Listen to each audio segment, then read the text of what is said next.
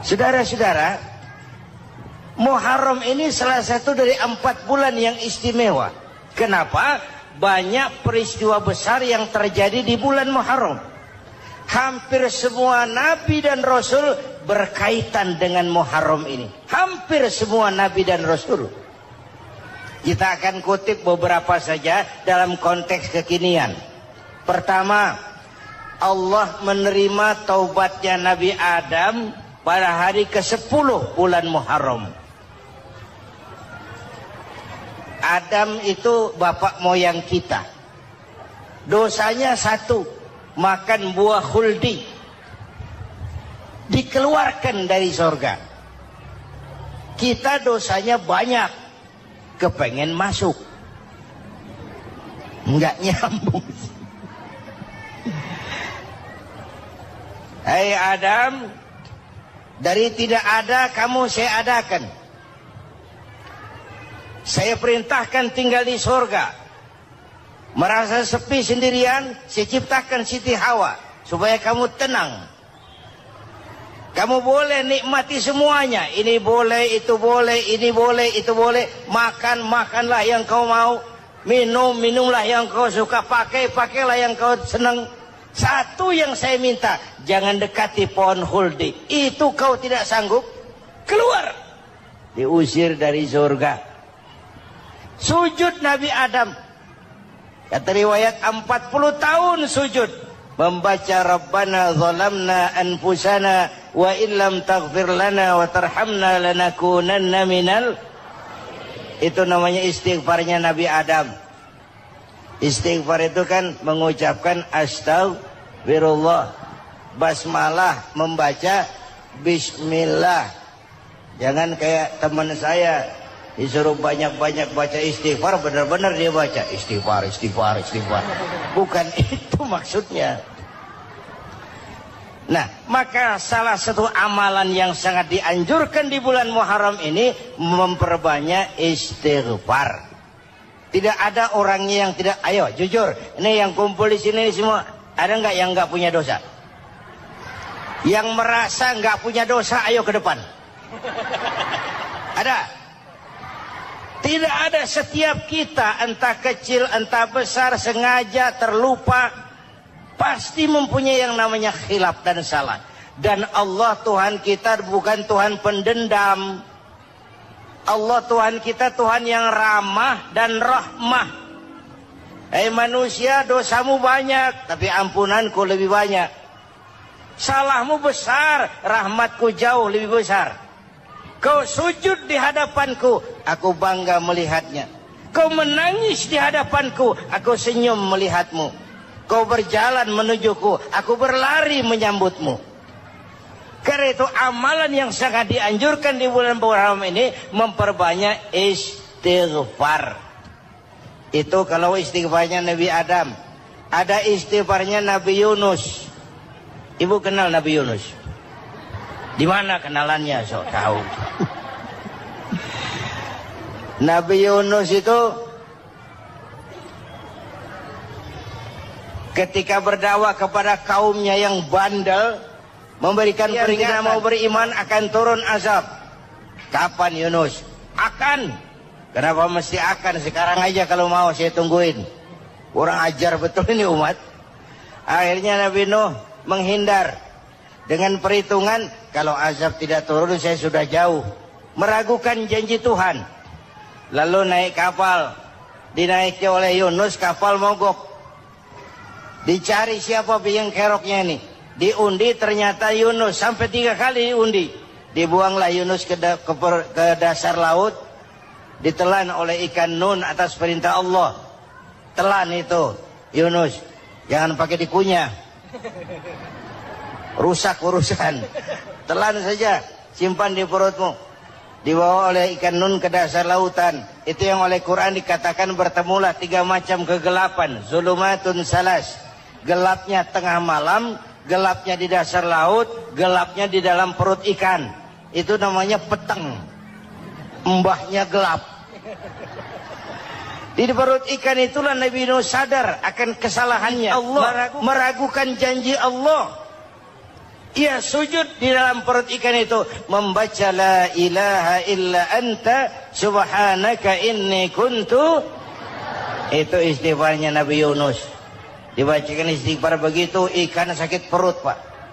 Di dasar laut kemana mau cari apotik?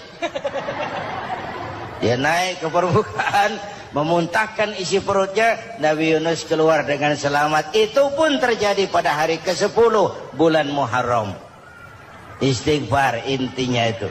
Itu amalan utama bulan Muharram, memperbanyak istighfar.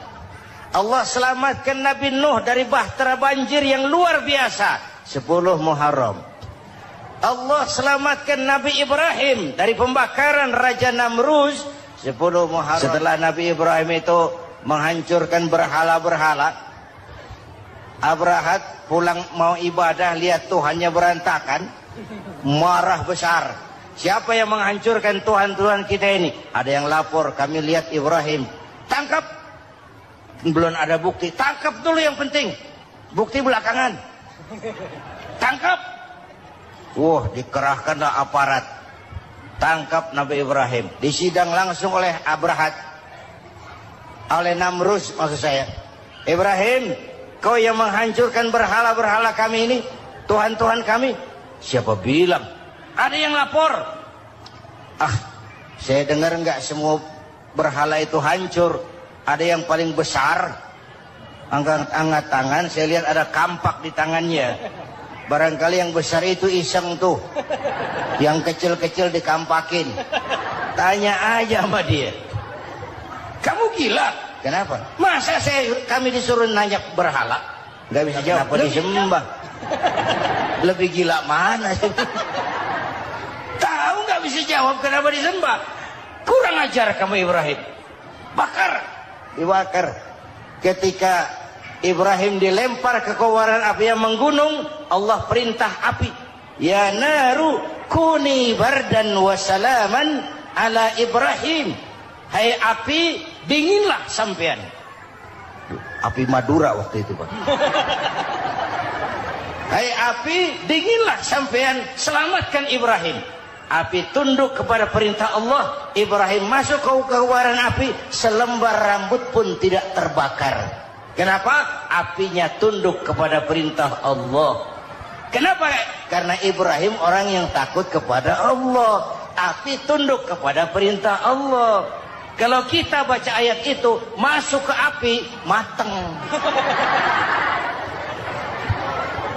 Sudah hadirin yang saya muliakan, oleh karena itu selamatnya Ibrahim dari pembakaran Raja Namrud itu pun pada 10 Muharram, Yaumul Asyura, hari ke-10 dari bulan Muharram. Imedia. Bapak Ibu hadirin hadirat yang saya cintai, sebagian kecil tentang Nabi Adam, Nabi Ibrahim dan Nabi Yunus, tapi saya belum menceritakan tentang Nabi Nuh tadi. Mengulang kaji. Nabi Nuh salah seorang rasul yang masuk ulul azmi 5 besar. Karena memang perjuangannya menggambarkan satu usaha yang ulet dan luar biasa. Beliau diberi umur 950 tahun. Lalu berdakwah selama 900 tahun. Sore, pagi, siang, malam.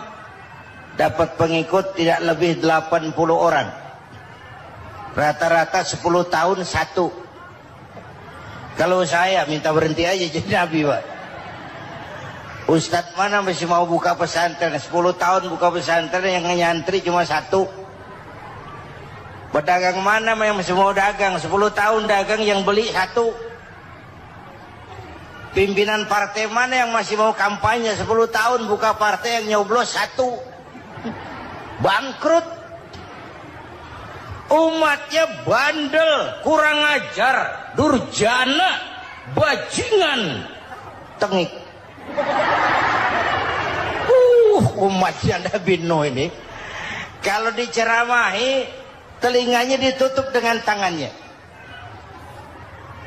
Nabi Nuh akhirnya rekes. Tuhan, siang malam saya berdakwah kepada umat ini. Tiap kali saya sampaikan dakwahmu, mereka tutup telinganya dengan tangannya. Alergi dengar ceramah.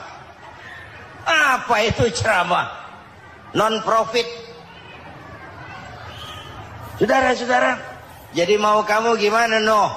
Sudah Tuhan, habiskan saja orang kafir. Nanti kalau punya anak, anaknya pun kafir moyangnya sikat habis. Biasanya kalau bapak kalong, anak kampret. Bapak nyolong, anak nyopet. Fotokopi gimana aslinya? Hampir habiskan saja. Itu mau kamu Nuh? Iya. Oke. Nanti aku turunkan banjir Nuh. Buat kapal. Dengan apa saya harus buat kapal Nuh? Ya dengan kayu, kata Tuhan. Kayunya dari mana Tuhan? Ya dari pohon Nuh. Pohonnya belum ada Tuhan. Ya tanam dulu Nuh. Bikin kapal, kayunya nanam pohon. Apa artinya? Perjuangan perlu kesabaran. Sukses itu ada prosesnya. Nggak bisa simsalabim abracadabra lalu kita mau sukses. Semua ada prosesnya. Walaupun kenyataannya begitu. Sukses banyak bapaknya, gagal itu yatim. Kalau kita sukses banyak yang ngakuin. Yang baru ketemu pakai manggil encing. Ketemu baru. Tapi sukses banyak bapaknya. Gagal yatim, gak ada yang mau ngakuin kalau kita gagal itu. Udah bikin kapal dengan kayu di tengah kampung, bikin kapal ini. Bayangkan di tengah kampung bikin kapal, orang kafir makin menjadi-jadi. Lihat Nuh, kenapa? Makin sarap. Bikin kapal di tengah kampung mau belayar kemana? Tuh lihat, kalau orang nggak tahu tujuan, mountain setengah jalan. Proses yang dinilai bukan finalnya. Ya kayak gitu kesimpulannya. Saya enaknya sendiri. Bikin kapal. Kapal mendekati selesai. Ini orang kafir rame-rame datang ke kapal Nuh. Mau apa? Buang najis. Sakit perut berangkat ke kapal Nabi Nuh. Nongkrong. Dapat 2-3 tumpuk pulang. Lantai kapal dengan najis manusia. Inilah perjuangan. Bukan jalan raya lurus bertabur bunga di kanan kirinya. Banyak onak rendu, caci maki, antipat, segala macam. No. Ada orang tua dasar kafir, kurang ajar, sudah stroke berangkat juga ke kapal Nuh. Mau buang najis, pincang-pincang digotong orang. Selesai buang najis, dia bangun, mau pulang, pegangan tiang kapal, terpeleset, jatuh di atas tumpukan najis. Terjadi keajaiban, yang struknya sembuh. Lumpuhnya hilang. Berangkat digotong-gotong, pulang, jalan gagah sekali. Tapi orang kampungnya heran, ente sudah sembuh? Sudah. Berobat di mana? Kok begitu paten? Di kapal Nuh. Masih banyak.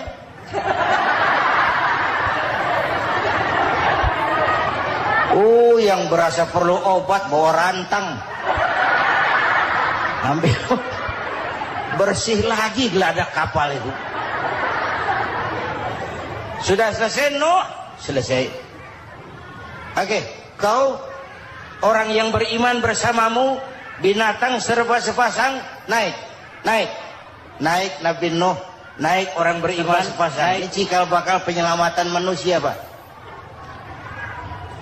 Naiklah orang beriman, sudah naik semua. Nabi Nuh kontrol. Ini contoh buat kita, kontrol. Sudah naik semua teman-teman. Sudah. Pemimpin yang baik bukan cuma terima laporan di belakang meja. Laporan itu yang mana juga bagus. Sama juga kampanye yang mana juga merdu. Kalau saya kalau aja yang dihitung. Pernah ada calon bupati kampanye janji, kalau saya berhasil kita akan banyak bangun jembatan di daerah kita. Rakyat tanya, Pak, nggak ada sungai di kampung kita, Pak. Dia bilang, sungainya kita bangun sekalian. Udah kadung janji, mana pula orang mau bangun sungai itu. Saudara-saudara, Kontrol. Jangan cuma tunggu laporan di belakang meja, semua laporan bagus. Ya Bu? Bu?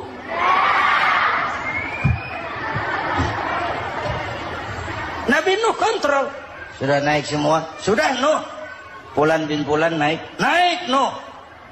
Paimin bin Tukijo? Naik, naik. Kami lihat naik. Ada orang Jawa juga kayaknya. Ada. Sudah kontrol. Kanan anak saya ikut nggak naik kapal? Kami tidak lihat itu Nuh. Kanan. Ini potret. Bapaknya aktif ke masjid.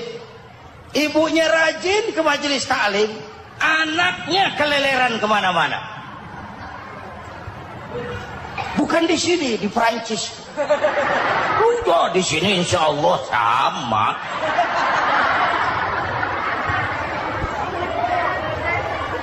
Nuh karena sayang anak, Nuh karena cinta anak, Nuh karena tanggung jawab anak, cari naik ke atas kapal. Lihat Kanaan, anak saya?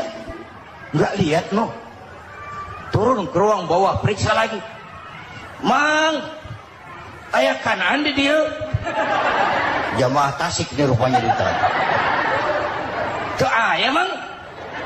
Ayah ke mana ya budak ya? Turun ke bawah Kanaan tuh. Orang nano orang ketok. Rombongan Jawa Tengah naik ke atas buritan. Dari buritan kelihatan ternyata Kanaan tidak ikut naik kapal, kumpul di darat bersama orang kafir. Ini potret kita sekarang. Kumpul sama orang kafir, hanyut anak-anak kita, ditelan budayanya orang kafir, ditelan tradisinya orang kafir, ditelan pergaulannya orang kafir. Nuh karena sayang anak dari atas manggil. Dalam Quran dijelaskan itu. Karena Nabi Nuh di atas, Kanaan di bawah, teriak, ya bunayyarkam ma'ana. Begitu dalam Quran ayatnya. Cuma ini pakai gaya memanggil supaya kelihatan kegambar. Kira-kira Nuh manggilnya begitu. Ini namanya gaya dakwah Pak. Kalau ceritanya datar nggak menarik.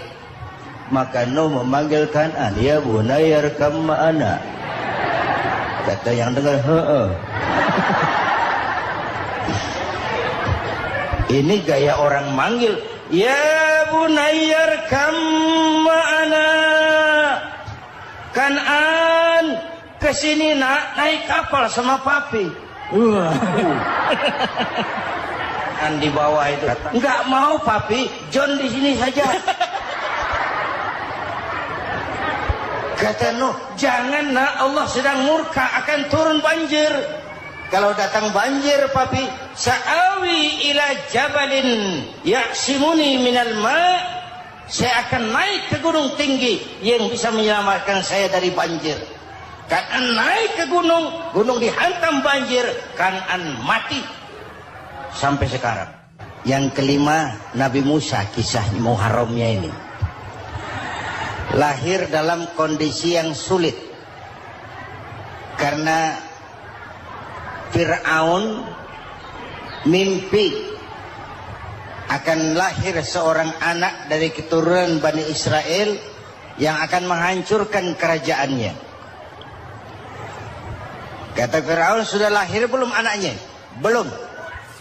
Kalau gitu mulai malam ini laki-laki dilarang bergaul sama istrinya. Semua perempuan hamil di bawah pengawasan negara. Mulai hari ini kalau lahir anak laki-laki turut nama Bani Israel, penggal. Satpol PP disiapkan. Udah ada kayaknya. Ada. Patroli.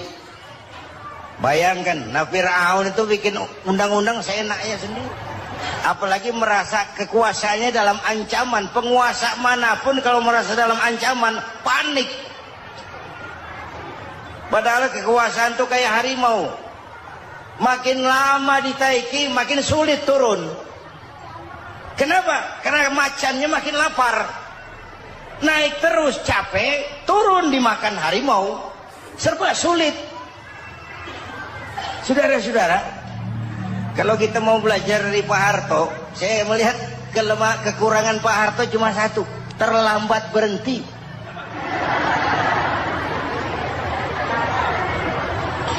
Terlambat berhenti.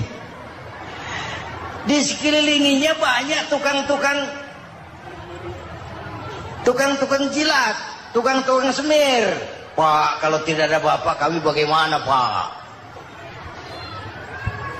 Bapak Ibu hadirin yang saya hormati, tapi kehendak Allah terjadi. Lahirlah Musa. Bayinya dihanyutkan di sungai Nil. Bayi sudah menderita, dihanyutkan di sungai Nil. Dan akhirnya besar di lingkungan istana Fir'aun.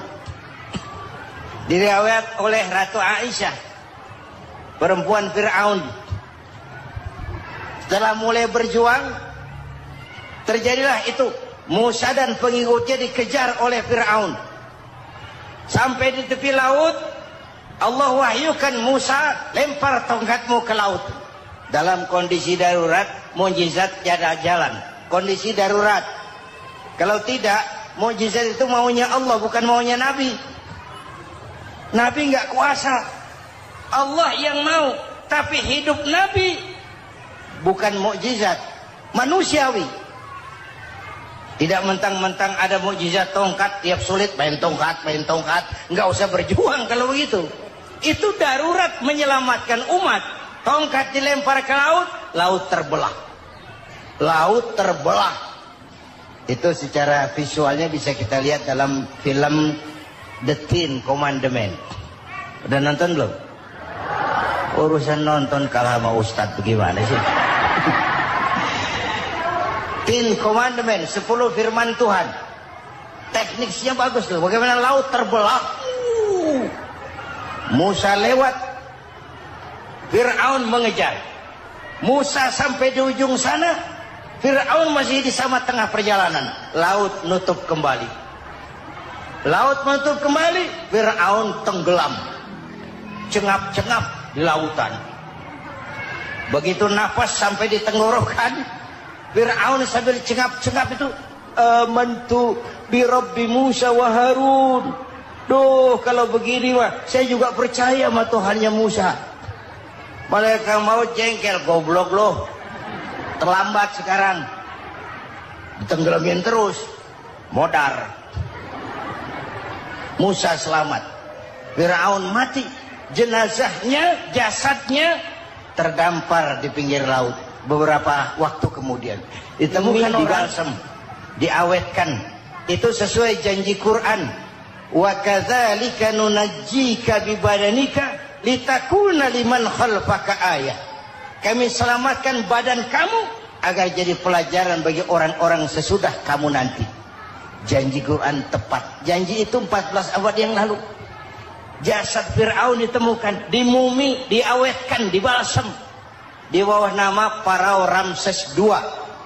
Sekarang tersimpan di Museum Negara di Mesir. Kapan-kapan nanti ibu main ke Mesir, mampir. Naik ojek paling berapa itu? Oh, orangnya tinggi, hidungnya mancung, pokoknya pantaslah jadi Fir'aun. Selamatnya Musa di kejaran Fir'aun di ujung sana itu terjadi pada hari ke-10 bulan Muharram, yang oleh orang Nasrani diperingati dengan hari raya Paskah. Mereka melaksanakan puasa, mensyukuri nikmat keselamatan dari kejaran Fir'aun. Makanya kalau kita ikut puasa di bulan Muharram, bukan mengikuti syariatnya Nasrani, salah. Karena Nabi mengajarkan, itu sumbernya. Bukan ikutan sama ibadahnya Israel. Tapi memang agama ini kan merupakan mata rantai. Datang Rasul baru melengkapi Rasul sebelumnya, datang Rasul baru melengkapi Rasul sebelumnya. Mata rantai yang berkaitan. Setelah Muhammad selesai, selesailah tugas Nabi dan Rasul. Selesailah misi Nabi dan Rasul. Tidak ada Nabi lagi sesudah Nabi Muhammad. Itu harga mati, titik. Gak ada kompromi. Siapapun sekarang ini nggak datang ngaku jadi Nabi, wajib tidak percaya. wajib tidak percaya. Tapi kaitannya memang kita bilang Nasrani, orang bahasa Arab, bahasa Ibraninya Nazaret, Nasiroh, Nazaret, itu beda dialek. Kita Daud, dia David.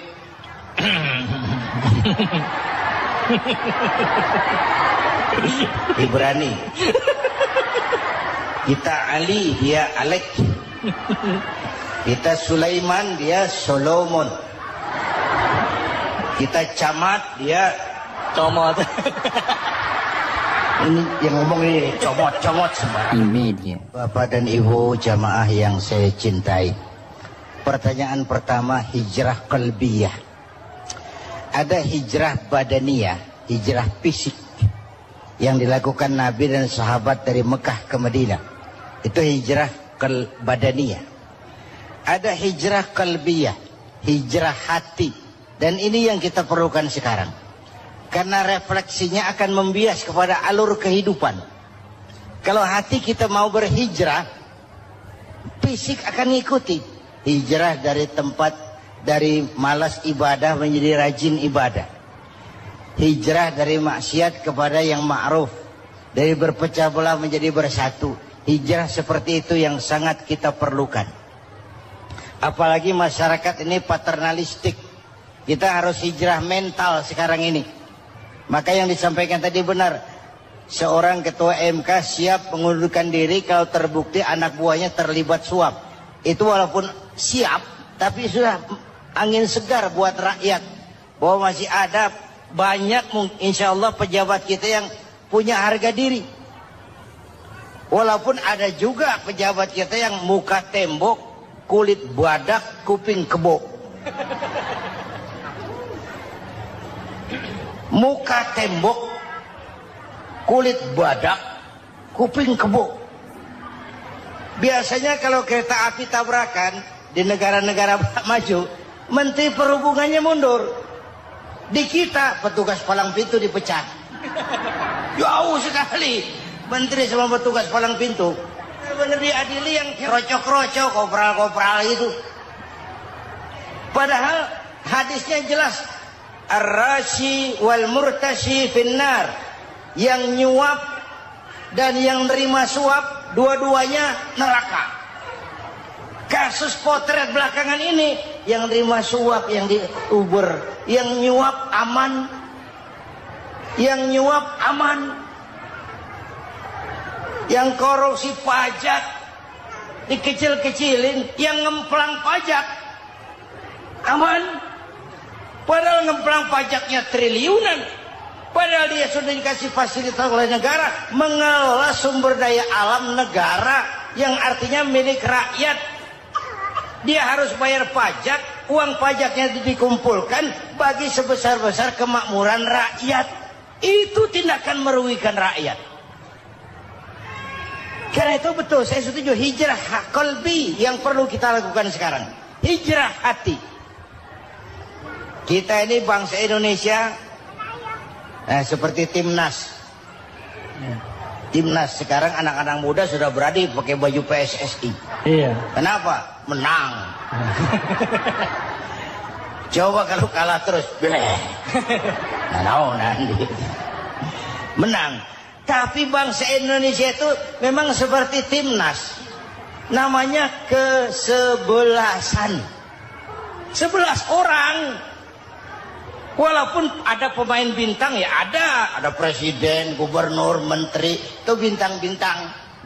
Tapi bintang baru ada artinya kalau dibantu 10 pemain yang lain.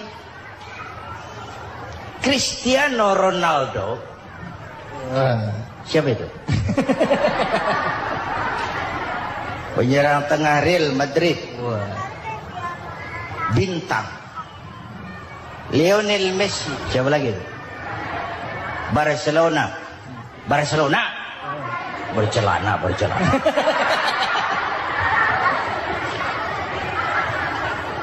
Michael Rooney, bintang Manchester United.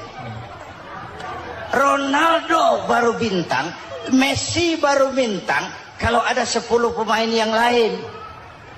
Bagaimanapun hebatnya Cristiano Ronaldo, kalau sendirian lawan satu kesebelasan babak belur.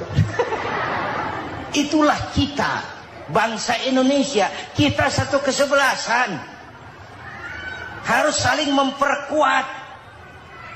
Ada bangsa kita ini yang jadi jaksa, ada yang jadi hakim, ada yang jadi polisi. Itu posisi penyerang tengah, kiri luar, kanan dalam, back, striker, kiper, posisi. Tapi sadar, kita satu kesebelasan, Bung. Jangan bikin gol ke gawang sendiri. Kalau punya bola bagus, operan dong sama temannya. Yang bisa menciptakan gol, operan. Ada yang jadi pengusaha besar, bagus boleh. Punya untung besar, operan. Kasih masjid, kasih pesantren, operan. Ini kesebelasan kita kalau punya bola peliknya setengah mati, Pak. Nggak mau ngoper. Bawa sendiri, mending bikin gol. Enggak. Kita ini satu kesebelasan. Satu sama lain harus saling memperkuat. Bahwa ada penyerang tengah, itu si posisi. Tapi kalau memang peluang memungkinkan, ayo dong operan. Saya iri sama kesebelasan Nasrani di Indonesia. Mereka kalau punya bola operannya cakep. Gereja cepat selesai, rumah sakit Kristen cepat selesai. Kenapa? Operannya bagus. Kita ini kalau punya bola bawa sendiri, nggak mau ngoper. Maka masjid nggak selesai-selesai. Madrasah banyak yang bocor. Rumah sakit Islam kalah bersaing. Kenapa? Operannya berat. Yuk menyadari, kita ini timnas. Satu kesebelasan. Jangan menjegal kawan seiring. Kawan sendiri dijegal. Sudah musuh terlalu kuat, gawang sendiri dijebol. Akhirnya terbalik kita ini. Ujian terberat telah diberikan Allah kepada para anbiya. Kemudian para aulia, kemudian para ulama. Summal amsal fal amsal, ke bawah dan ke bawah, diuji setiap orang menurut kekuatannya berpegang kepada agama. Kalau karena anak Melayu bilang, kalau takut dengan ombak, jangan berumah di tepi pantai. Kalau takut diterjang ombak, jangan berumah di tepi pantai. Kata ibu tadi, mau jadi pohon tinggi harus berani ketiup angin. Makin tinggi pohonnya, makin keras anginnya. Takut angin, jangan jadi pohon tinggi, jadilah rumput. Nggak ditiup angin, tapi diinjak kebo. Apa yang nggak ada resikonya? Apa yang nggak ada resikonya? Semua nabi ada yang dihantam kekuasaan yang arogansi. Ibrahim berhadapan dengan Namrud. Musa berhadapan dengan Fir'aun. Ada yang diuji dengan berhadapan umat yang sangat kurang ajar. Ada yang diuji dengan gosip yang dahsyat. Digosipi sama Zulaikha itu. Nabi Yusuf. Nabi Yusuf.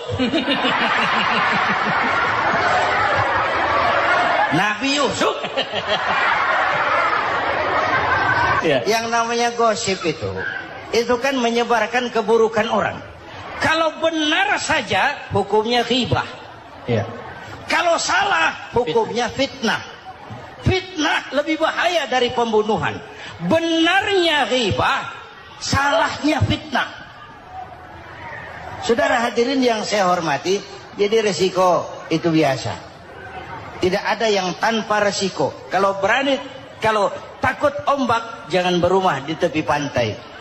Tinggal bagaimana kita menyikapinya.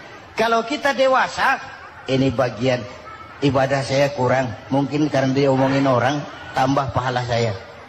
Mungkin karena dia omongin orang, tambah pahala saya. Maka saya ngadepi gosip, sepatah pun saya nggak ngomong. Saya cicing. Saya percaya masyarakat itu punya filter. Amin. Saya percaya Tuhan itu. Pada pertemuan terdahulu sudah kita bicarakan bahwa orang yang menjalankan ibadah Ramadan dengan baik dalam arti siang dia laksanakan ibadah puasa, sementara dia hidupkan malam-malam Ramadan dengan sholat tarawih, i'tikaf, tadarus Al-Quran dan sebagainya. Orang yang semacam itu keluar dari Ramadan dijanjikan oleh Allah, ghufira lahu ma taqaddama min zambihi, diampunkan segala dosa yang pernah dia kerjakan.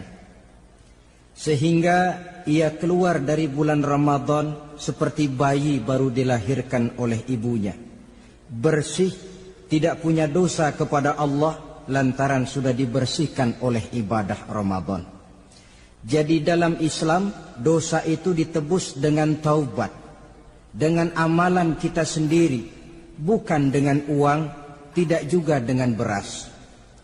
Saya percaya kalau dosa bisa ditebus dengan beras misalnya, barangkali Menteri Pertanian akan lebih dulu masuk surga. Kalau dosa bisa ditebus dengan uang, mungkin gubernur bank sentral atau para menteri keuangan akan menjadi penghuni surga nomor wahid. Dalam Islam dosa ditebus dengan taubat kepada Allah. Orang yang melaksanakan ibadah dengan baik di bulan Ramadan, keluar Ramadan masuk 1 Syawal seperti bayi baru dilahirkan oleh ibunya. Pantas dia mengucapkan minal aidin, semoga kami termasuk orang yang kembali kepada fitrah, suci, bersih. Dia rayakan hari itu, hari di mana dia kembali kepada kesucian. Itulah hakikat daripada Idul Fitri. Dengan kata lain, Idul Fitri ini tidak bisa dilepaskan kaitannya dengan ibadah Ramadan. Hanya oleh karena kita melaksanakan ibadah Ramadan, maka kita rayakan Idul Fitri. Dengan bahasa yang lebih langsung, sebenarnya yang berhak merayakan Idul Fitri mereka yang mengisi Ramadan dengan kegiatan ibadah. Saudara-saudara kaum muslimin yang berbahagia, lalu bagaimana prosesnya? Yang pertama, manakala datang senja akhir Ramadan, wajiblah kita mengeluarkan zakat fitrah.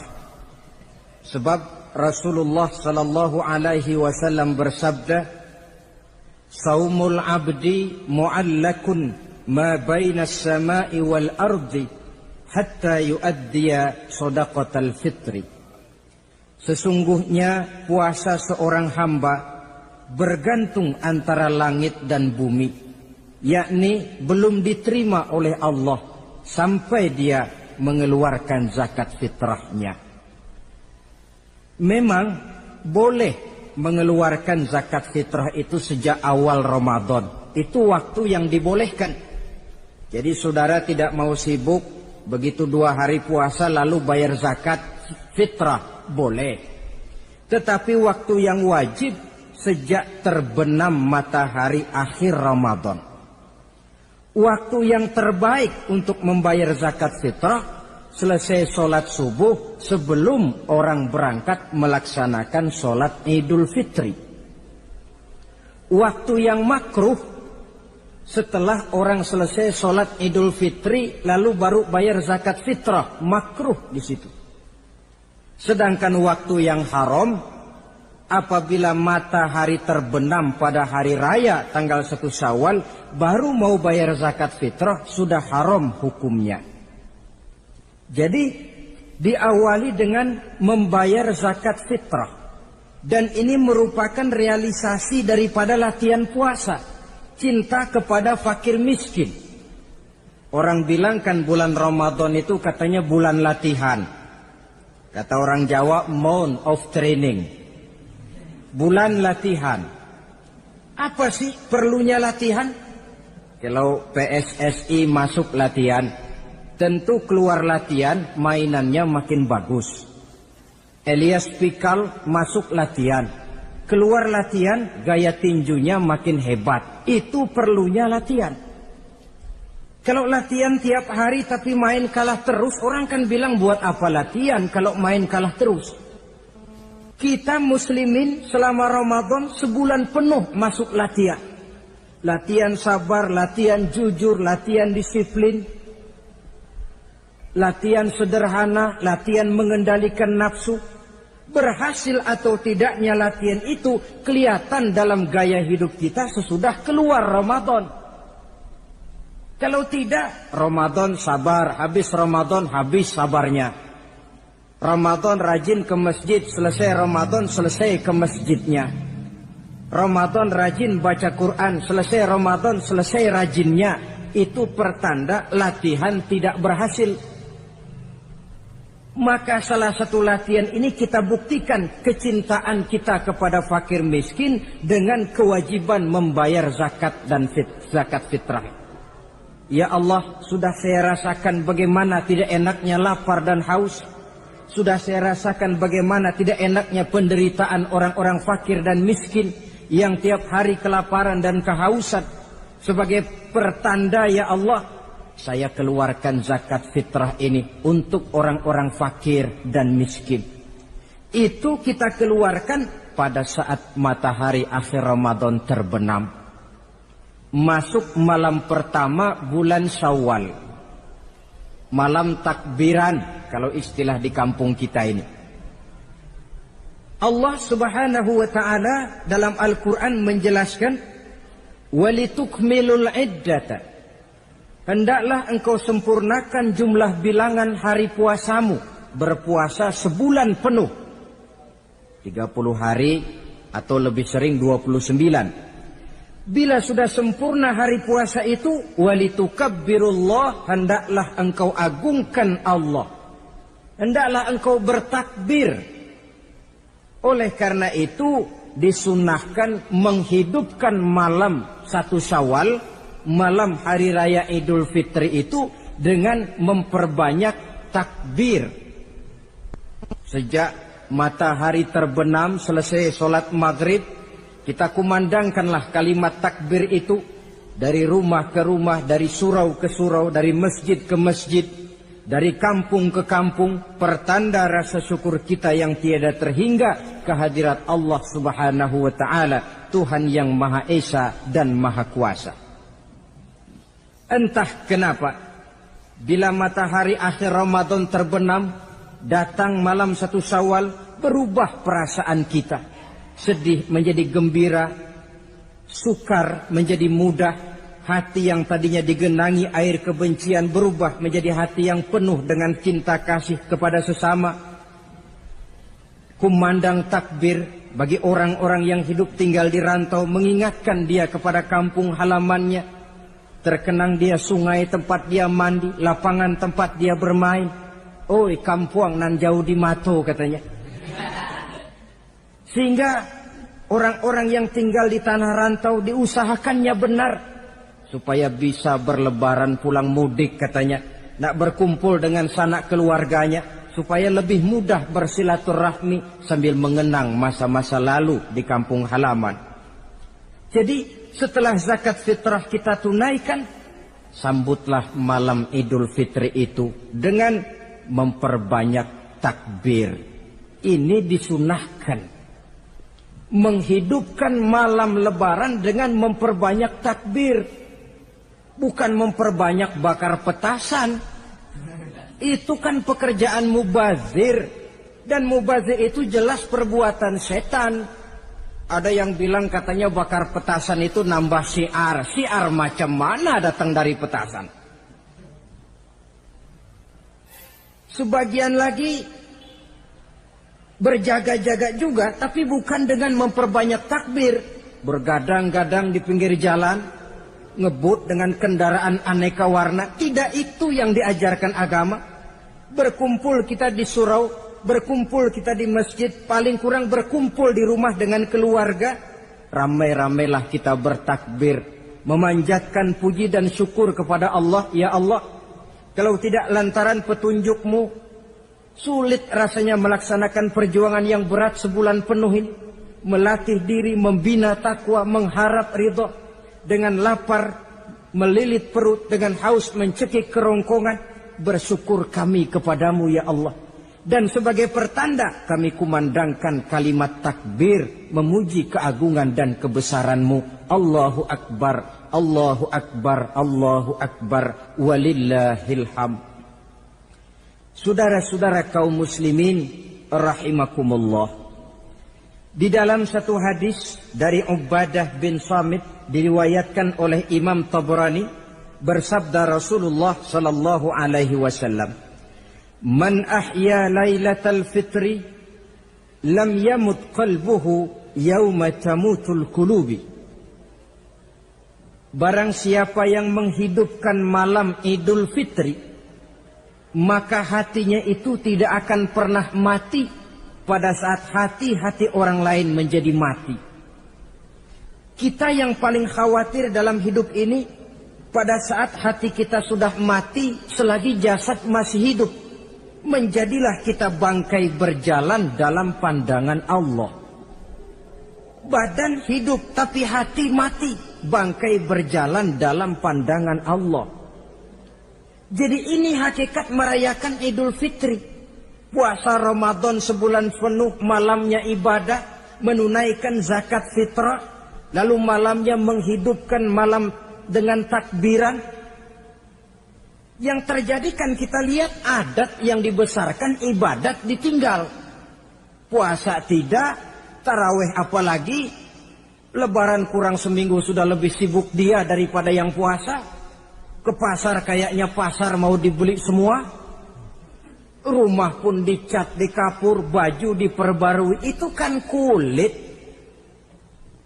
Memang lebih bagus kalau kulitnya baik, isinya pun baik. Tapi yang lebih penting daripada sekedar kulit adalah isi. Hakikat merayakan Idul Fitri kembali kepada kesucian. Kita bersih, tidak punya dosa kepada Allah. Itu kita rayakan. Dengan apa? Nah, oleh seorang ulama, Al-Imam Zakiyuddin Abdul Azim bin Abdul Quwa Al-Munziri, diberikan contoh bagaimana Rasulullah Sallallahu Alaihi Wasallam itu merayakan Idul Fitri. Beliau berkata, yuhibbu Sallallahu Alaihi Wasallam ayyuqabil al-Ida bil bisri was surur. Rasulullah Sallallahu Alaihi Wasallam cinta, senang menyambut Idul Fitri bil bisri was surur, dengan muka gembira dan dengan sikap sukacita. Jadi merayakan Idul Fitri bil bisri was surur, muka menunjukkan kegembiraan. Kenapa gembira? Sudah berhasil berjuang sebulan penuh. Bukan gembira lantaran di rumah banyak dodol, kue, pakaian serba baru, sepatu pun serba baru. Bukan itu yang kita gembira. Gembira lantaran telah berhasil berjuang mengalahkan nafsu, memenuhi perintah Allah, melaksanakan puasa. Gembira lantaran kita kembali suci seperti bayi baru dilahirkan oleh ibunya. Bil bisri, muka menunjukkan kegembiraan, cerah di malam itu sampai di hari lebarannya.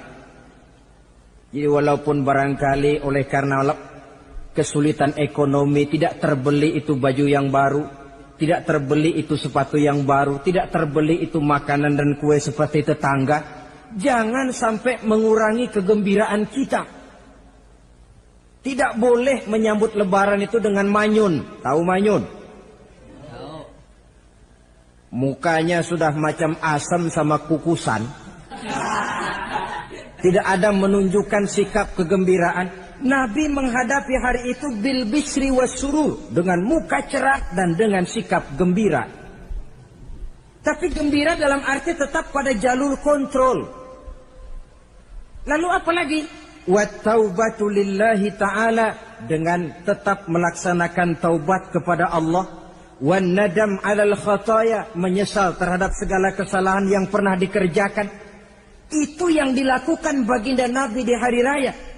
Wa masalihatil khusum, memperbaiki orang-orang yang bermusuhan. Wal akhzi binasiril mazlum, menolong orang-orang yang teraniaya. Wasillatil arham, melaksanakan silaturahmi. Wal ihsan ilal fuqara, berbuat kebaikan kepada kaum fakir miskin. wa ziyaratil aqarib, menziarahi, mengunjungi kaum kerabat. Itu hakikat di dalam melaksanakan Idul Fitri. Jadi jangan terbalik, sudah merasa baju baru, ini kan lebaran, merdeka. Kalau kemarin Ramadan kita dikekang, tidak boleh begini, tidak boleh begitu, sekarang sudah keluar Ramadan, merdeka. Lalu dirayakannya Idul Fitri dengan bermabuk-mabukan, dengan judi, dengan perbuatan zina. Itu sama saja dengan baju baru habis dicuci sudah diceburin lagi ke dalam comberan.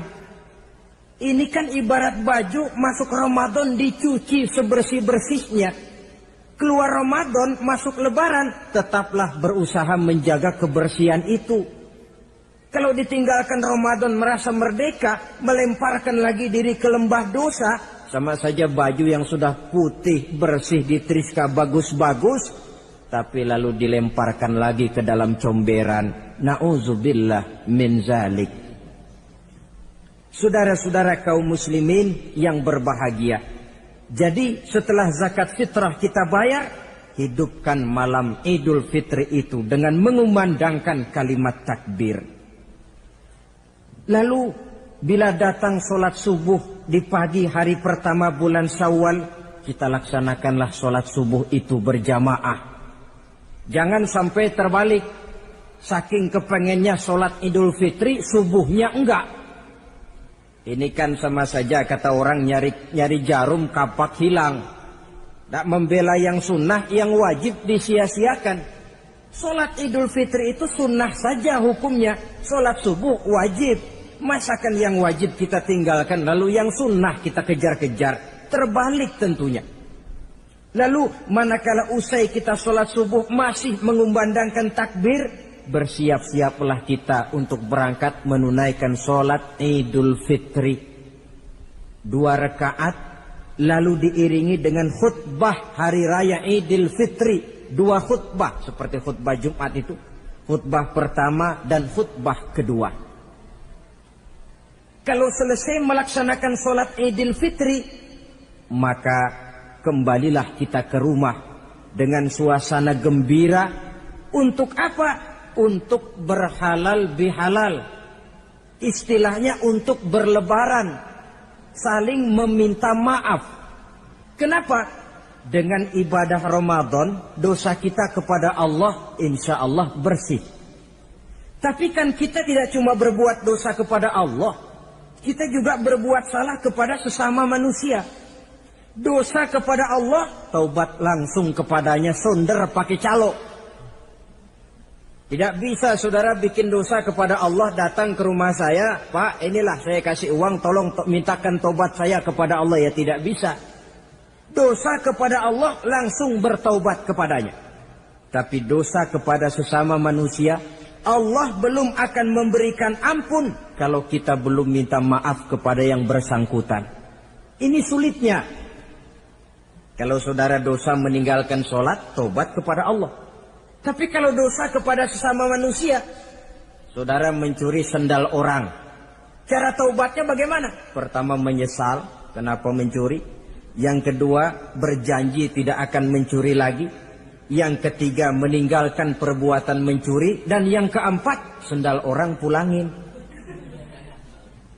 Tidak bisa saudara mencuri sendal, Tuhan taubat, nggak lagi-lagi nyolong sendal, tapi sendal orang dibekap terus, nggak dipulang-pulangin, ya tidak termasuk taubat itu. Itulah sebabnya selesai sholat Idul Fitri, kita pun meminta maaf. Nah, siapa yang harus lebih utama kita mintakan maaf? Satu riwayat menjelaskan bahwa selesai sholat Idul Fitri, para sahabat mendengar Rasul mengucapkan amin sampai 3 kali. Amin, amin, amin. Heran para sahabat. Ini Rasulullah tidak ada angin, tidak ada hujan. Kenapa amin sampai 3 kali? Mereka pun bertanya, ya Rasul, tadi amin sampai 3 kali kenapa? Kalian tidak tahu? Tidak tahu ya Rasul. Begini. Tadi itu selesai sholat, turun malaikat Jibril kepada saya, Beliau berkata, "Ya Muhammad, saya hendak berdoa kepada Allah. Maukah kau mengaminkan?" "Silahkan Jibril, berdoalah, saya akan mengaminkan." Rasul berdoa, Nabi mengaminkan. Doanya berisi 3 macam permohonan, maka Rasul pun 3 kali mengucapkan amin. Logikanya, kalau sudah malaikat Jibril yang berdoa, lalu Rasul yang mengaminkan, apa iya doanya itu meleset? Apa isi doa malaikat Jibril? Yang pertama doa beliau, "Ya Allah, hari ini," 1 Syawal ketika itu, "saya mohon kepadamu, janganlah engkau terima puasa dan ibadahnya anak yang durhaka kepada kedua orang tuanya." Rasul di belakang, amin. Anak yang durhaka kepada ibu bapaknya. Ya, Ramadan dia puasa di siang hari, malam dia tarawih, dia tadarus Al-Quran. Kalau sudah durhaka kepada ibu bapaknya, ibadahnya didoakan oleh malaikat Jibril, diaminkan oleh Rasul agar tidak diterima oleh Allah Subhanahu wa ta'ala. Sebab itu manakala usai sholat Idul Fitri, pulang kita ke rumah, bersimpuhlah kepada ibu bapak, meminta maafnya, meminta ridhonya. Ibu kita yang telah mengandungkan kita, melahirkan kita antara pilihan hidup dan mati. Bapak yang pergi pagi pulang sore, peras keringat banting tulang untuk mendidik dan membesarkan kita. Demi setelah kita yang anak ini jadi orang, kadang-kadang lupa kacang akan kulitnya. Bagaimanapun tinggi status sosial seorang anak, bagaimanapun banyak gelar di sandangnya, bagaimanapun kayanya dia, kalau sudah durhaka kepada kedua orang tuanya, alamat hidup tidak akan memperoleh keberkahan. Doa malaikat Jibril yang kedua, "Ya Allah, hari ini saya mohon kepadamu, jangan engkau terima puasa dan ibadahnya suami istri yang tidak saling memaafkan." Sebab itu seorang suami, seorang istri, selesai turun sholat Idul Fitri, hendaklah berlapang dada si suami memaafkan istrinya, meridhokannya. Si istri pun bersimpuh meminta maaf dan ridho suaminya. Istri yang durhaka kepada suaminya. Sebab itu tidak heran kalau Rasul dalam satu hadis pernah menjelaskan, "Ayyumam ra'atin matat wa zawjuha anha radin illa dakhalatil jannah." Kalau ada seorang perempuan meninggal dunia, suaminya ridho kepadanya, itu perempuan akan masuk surga. Ini artinya, kalau seorang perempuan meninggal, suaminya tidak ridho kepadanya, biar dia tukang sholat, biar dia ahli puasa, biar dia hadir di majelis taklim manapun, meninggal tidak diridhoi suaminya, pintu surga belum dibukakan sampai suaminya ridho kepadanya. Riwayat lain menjelaskan bahwa sepulang Isra dan Mi'raj, Rasul bercerita kepada para sahabat, "Saya dalam perjalanan Mi'raj itu diperlihatkan neraka." "Neraka ya Rasul?" "Iya." "Lalu bagaimana?" "Saya lihat isinya kok kebanyakan perempuan." "Perempuan?" "Heeh." "Laki bagaimana ya Rasul?" "Laki juga tidak sedikit." "Kenapa lebih banyak perempuan ya Rasul? Apa mereka tidak sholat?" "Sholat." "Tidak puasa barangkali?" "Mereka rajin puasa." "Tidak suka mengaji barangkali?" "Mungkin lebih rajin dia dari suaminya." "Lalu apa penyakitnya ya Rasul?" Beliau menjawab, "Hunna yakfurnal asir." Penyakit perempuan itu dimanapun, tidak pandai bersyukur, kurang rasa terima kasih kepada suaminya. Suaminya yang bertahun-tahun pergi pagi pulang sore, peras keringat banting tulang untuk menghidupi keluarga, sekali saja terselip berbuat salah, hilang jasanya yang bertahun-tahun itu. Cuma salahnya saja yang diingat. Ibarat kata pepatah, panas setahun, habis dibalas oleh hujan 1 hari. Habis dibalas oleh hujan 1 hari. Malaikat Jibril yang ketiga, ya Allah, hari ini saya mohon kepadamu, janganlah engkau terima puasa dan ibadahnya muslim yang tidak mau memaafkan sesama saudaranya muslim. Tugas kita adalah meminta maaf, tetapi memberi maaf lebih mulia, karena memang memberi maaf lebih sulit daripada meminta maaf. Oleh sebab itu momen Hari Raya Idul Fitri intinya adalah halal bihalal. Bukan lalu merasa merdeka sudah ditinggalkan oleh Ramadan, berbuat sesuka hati, yang laksana baju sudah dibersihkan tapi dibenamkan kembali ke dalam lumpur. Yang kita inginkan agar bersih hubungan kita dengan Allah dan baik juga hubungan kita kepada sesama manusia. Hadis yang kedua, pada suatu hari ketika kumpul dengan para sahabat, Rasul bertanya, "Atadruna manil muflis?" Saudara-saudara, tahu enggak siapa orang bangkrut, orang sial, orang yang tidak beruntung itu siapa?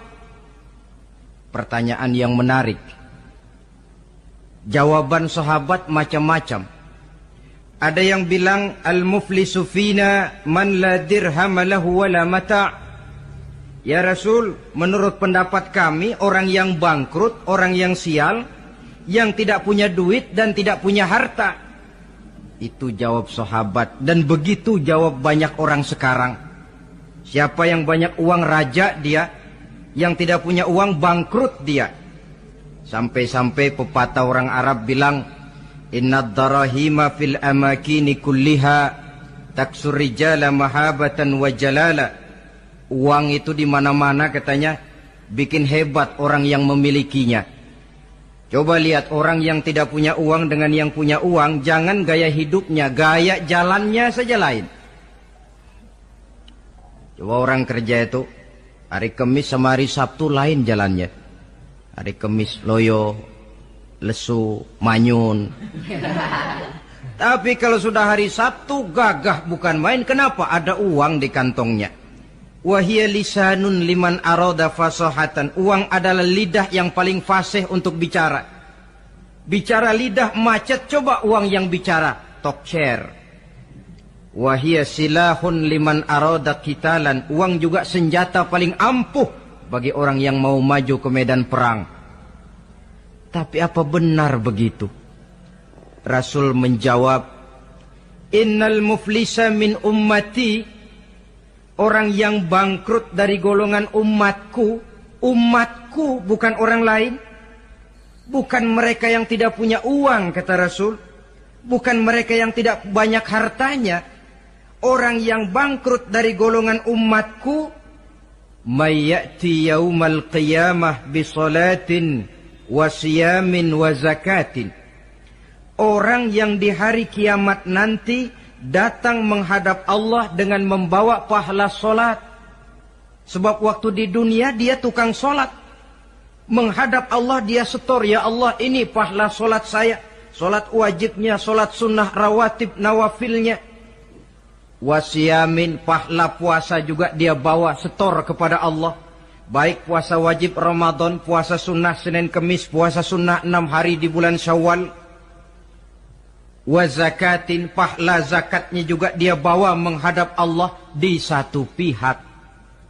Cuma sayang kata Allah, wa ya'ti qad syatama haza. Dia juga datang membawa dosa karena pernah mencaci maki orang. Wa qazafa haza, pernah memfitnah orang. Wa akala mala haza, pernah memakan harta orang dengan cara yang batil. Wa syafaka dama haza, mengalirkan darah orang tanpa alasan yang benar. Di satu pihak datang membawa pahala ibadah, di lain pihak datang menyandang dosa kepada manusia. Kalau ini yang terjadi, bagaimana nasib kita? Kata baginda Rasul, maka diambillah dosa orang yang pernah kita fitnah. Untuk apa? Diberikan kita. Sudah enak-enak, ya Allah ini pahala solat saya. Tahu-tahu datang orang, sebentar ya Allah. Orang ini waktu di dunia memang ahli solat. Tapi saya tanpa salah pernah difitnah. Sakit hati saya, hancur nama baik saya lantaran ulahnya. Saya menuntut keadilan. Benar, orang ini pernah kau fitnah? Benar ya Allah. Kalau begitu pahala solatmu sini, kasihin orang yang kau fitnah. Habis pahala solat, datang lagi orang menagih, ya Allah, dia memang waktu di dunia ahli bayar zakat, tapi juga dia sering makan harta orang dengan cara yang batil. Benar? Benar ya Allah. Sini, pahala zakatmu berikan kepada orang yang hartanya kau makan dengan cara yang batil. Fa in faniyat hasanatuhu qabla ayyuqda ma alaihi. Kalau pahala kebaikannya sudah habis untuk nutup hutang dosa, sementara tagihan datang terus, ukhiza min khatayahum, maka diambillah dosa orang-orang yang pernah kita fitnah, kita caci maki, kita zolimi, untuk diberikan kepada kita. Apa enggak bangkrut ini? Sudah pahala dipretelin, dosa dikasih lagi. Ibarat orang dagang, modal habis, tagihan utang datang terus. Apa pasalnya ini? Dia cuma baik kepada Allah. Solatnya betul, puasanya bagus, zakat dia bayar. Tapi kepada sesama manusia, dia tukang fitnah, tukang mencaci maki, ahli makan harta orang dengan cara yang batil. Bangkrut nasibnya di akhirat nanti. Maka keliru kalau momen Idul Fitri itu dimanfaatkan untuk sesuatu yang merusak arti kesucian, merusak arti fitrah. Mari kita dengarkan hadis dari Wahab bin Munabbah. Inna iblis alaihi la'nah yasihu fi kulli yaumi idin. Iblis tiap hari raya Idul Fitri teriak-teriak. Akibat teriakannya, laskarnya, bala tentaranya kumpul. Ya Sayyidana, man aghdabuka? Wahai junjungan kami, kata bala tentara iblis ini. Kenapa teriak-teriak macam itu? Apa yang bikin Tuhan begitu jengkel? Kasih tahu saja sama kami biar kami hancurkan siapa yang telah menyakitkan hati Tuhan. Kata iblis, tidak ada yang nyakitin hati saya. Cuma kamu perlu tahu, kata iblis. Innallaha qad ghafara li hazihil ummah fi hadzal yaum. Hari ini, hari Idul Fitri, Allah telah mengampunkan dosa umat yang berpuasa. Itu yang nyakitin hati saya. Setengah mati saya menggoda mereka, supaya mereka mabuk, supaya mereka zina, supaya mereka judi, supaya mereka merusak. Mereka puasa di bulan Ramadan, hari ini Allah ampunkan dosa mereka. Apa enggak sakit hati saya? Lalu apa tugas kami Tuhan? Kata tentara iblis ini. Fa'alaikum an tusghiluhum bil lazat wa syahawat wa syurbil khamr. Kata iblis, kasih komando dia. Begini saja, kau rusak mereka, umat Islam yang dosanya hari ini diampuni, kau rusak mereka bil lazat, dengan segala macam kelezatan, wasyahawat, dengan memperturutkan hawa nafsu, wasyurbil khamr, dengan meminum minuman yang memabukkan di hari raya Idul Fitri ini. Jadi kalau mereka datang bermaaf-maafan, Allah sudah mengampuni dosa mereka, tolong kau rusak suasana itu. Tanamkan kepada mereka supaya menikmati hari ini dengan segala macam kelezatan, memperturutkan hawa nafsunya, meminum minuman keras, hanyut di meja judi, sehingga melupakan arti hakikat Idul Fitri yang sebenarnya. Di akhir riwayat ini Nabi pesan, oleh karena itu kata Nabi, ijtahidu yaumal fitri fis sadaqah wa a'malil khair wal birri minas salah waz zakah wat tasbih wat tahlil. Oleh sebab itu kata Nabi, hati-hatilah kamu, sungguh-sungguhlah kamu pada hari Idul Fitri ini melaksanakan segala macam kebajikan seperti sedekah, perbuatan baik, solat, zakat, mengucapkan tasbih, tahlil, karena hari ini Allah telah mengampunkan dosa kamu. Jadi jangan dinodai hari yang bersih itu dengan perbuatan-perbuatan yang tercela. Inilah kelirunya kalau adat lebih dibesarkan daripada ibadat. Kalau menyambut Idul Fitri itu yang lebih diutamakan baju barunya, pakaian serba barunya, rumah serba bersihnya, lalu fasilitas serba adanya, lupa kepada intinya, manusia akan mudah terjerumus menodai hari yang suci dengan perbuatan yang kotor. Saudara-saudara, ma'asyiral muslimin rahimakumullah. Karena itu Rasulullah sallallahu alaihi wasallam pernah menjelaskan apa hakikat hari raya sebenarnya. Beliau berkata, lil mu'mini khamsatu a'yad. Orang beriman mempunyai 5 hari raya. Yang kita tahu kan gampangnya Idul Fitri, Idul Adha, kan itu. Rasul berkata, orang beriman sebenarnya mempunyai 5 hari raya. Hari raya yang dia rayakan dengan kegembiraan. Kapan saja itu? Pertama, kullu yaumin yamurru 'alal mu'min wa la yuktabu 'alaihi zanbun. Setiap hari yang dilalui oleh seorang mukmin tanpa Allah menulis dosanya, itulah hari raya baginya. Jadi kalau berlalu 1 hari dan hari itu kita tidak melakukan dosa satupun, itu hari raya.